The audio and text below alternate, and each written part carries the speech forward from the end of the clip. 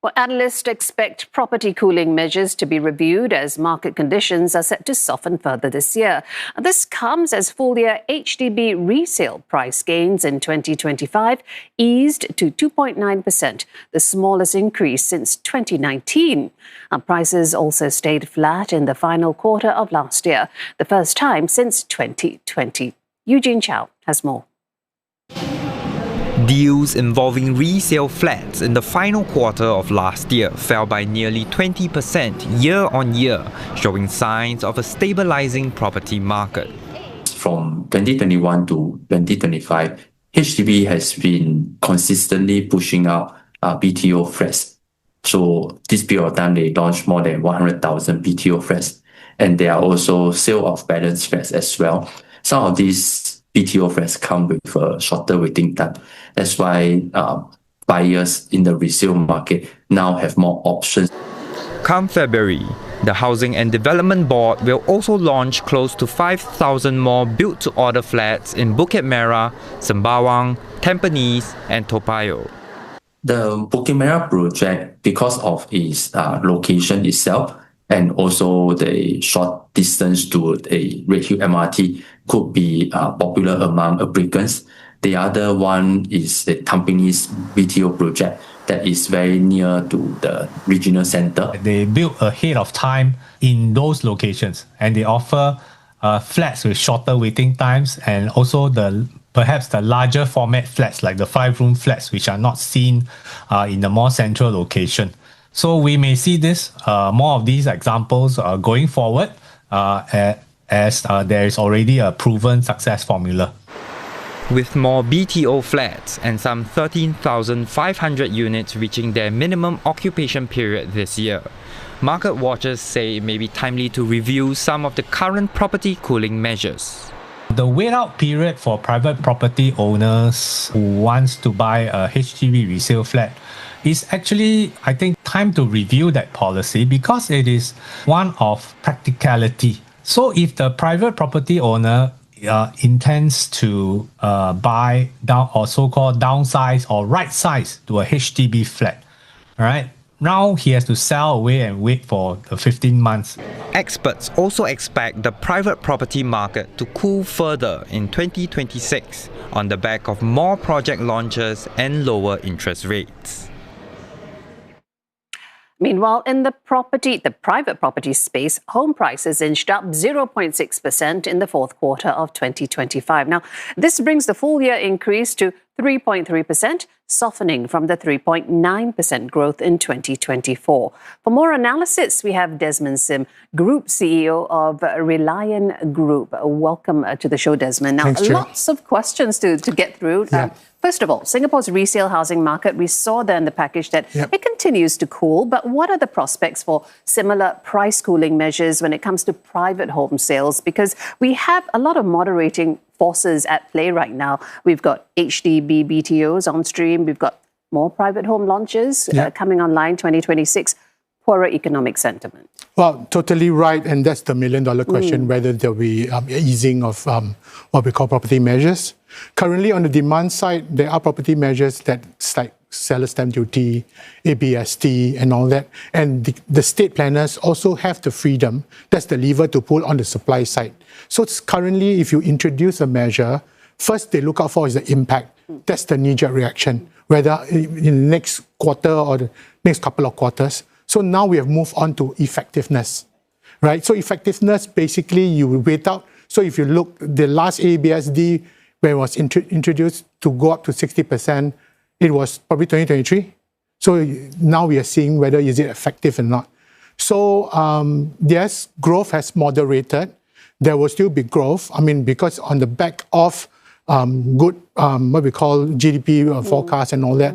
So growth has moderated. So if you look at that, I think they are reviewing, but not necessarily acting because measures, one can say is effective, the other one can say is basically punitive. So it depends on which side of the camp you're in. Right. So it's in the reviewing phase that you were telling us about. I'm sure they are looking, the state planners are looking at it, but not necessarily you have to act on it because I think you need to buy time to see how effective the measures will go. When you say they, you're talking about The government. Buyers, but government. what's the impact on the buyers though? That's what I want to know, because think- is there still the demand for private homes, and also where's it being driven from? Because it's not the foreign investors. Yes. I mean, with the introduction of the 60% ABST, that has basically locked out some foreign investors, Yeah. right? So definitely we felt that in the market. Currently, there are a couple of things still drive the market. The market for entry-level, what we call suburban or EC would be what we call upgraders, right? So if you upgraders, give you a statistic, in 2026, we expect probably the maturity of MOP to be around north of 15,000.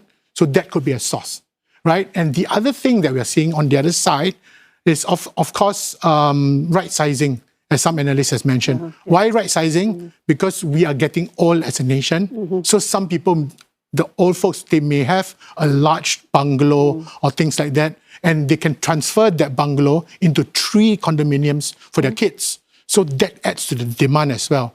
And there is also some cautionary with regards to where interest rates are heading. So we are looking quite pegged to the Fed rates, and whether Fed rates, will it be politicized or will it be independent going forward? We are now on SORA, but nonetheless, SORA still remains quite related to the Fed rate. So we are going to enter into a relatively low interest rate environment. And that is the key that will actually put pen to paper for some people. Interesting you mentioned that, because I want to move on to private home prices. They went up 3.3% in 25, led by rise in landed home prices, 7.6%. But tell us about what you're seeing for demand in the landed property sector in Singapore. Finite land. So landed property, there are certain cases, but you hardly get any, what we call land sales given by the government land sales. So it is really finite. It's on top of the apex, is the aspiration of most. And when you see, it's basically a progression. When people sell their MOP, they unlock capital from the HDB and they move on, and at the end you unlock what we call luxury condominium, and that moves them closer to their aspiration. So when people get capital unlocked and they chase their aspiration with a finite supply, that's where nonetheless you see landed prices tend to inch slightly greater than what we've seen on the non-landed side, where supply can be basically tweaked and increased. All right, got it. I want to make some space now for the retail market, because that's attracted a lot of attention because of all these high rent bidders. The prices of retail space went up 3% overall in 25. That's more than 24. Is this going to be a continued strong demand for retail space, and is that surprising? Technically, it's not surprising because you see, the increase of 3% is on rental price, not rental rents. Retail rents.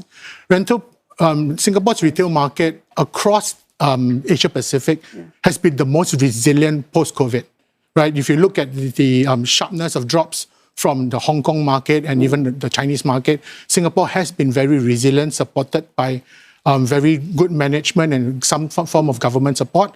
So that sector of the market has become attractive to capital markets. So over the past 12 months, we have seen some key, what we call retail malls being transacted. And that has led to a more pronounced increase in terms of the price. However, when it comes to rental, I think it is still a growth market, but it's not that pronounced. I think it's 1.9%. Okay. So that is still in a comfortable region. Okay, you say that because the concern is that it's going to obviously burden the retailers with cost, obviously. And that sort of brings on a situation of I come and then I go, the business. They get into it and they realize, hey, I can't sustain this, and they quickly exit. This is something very true in a sense that, but yet again, landlords are also advising and looking at new occupiers and things like that, because it doesn't mean for the business of retail there's also different levels. It doesn't mean that once you open a new shop you have to go straight into Orchard Road and things like that, because you have to look at your business plans and all that. And the saving grace of the Singapore retail market is that our retail leases are still short. No, it's not like in London or in Europe where it's 10 years. Locked in, You're locked in for 10 years. Singapore is 3 years.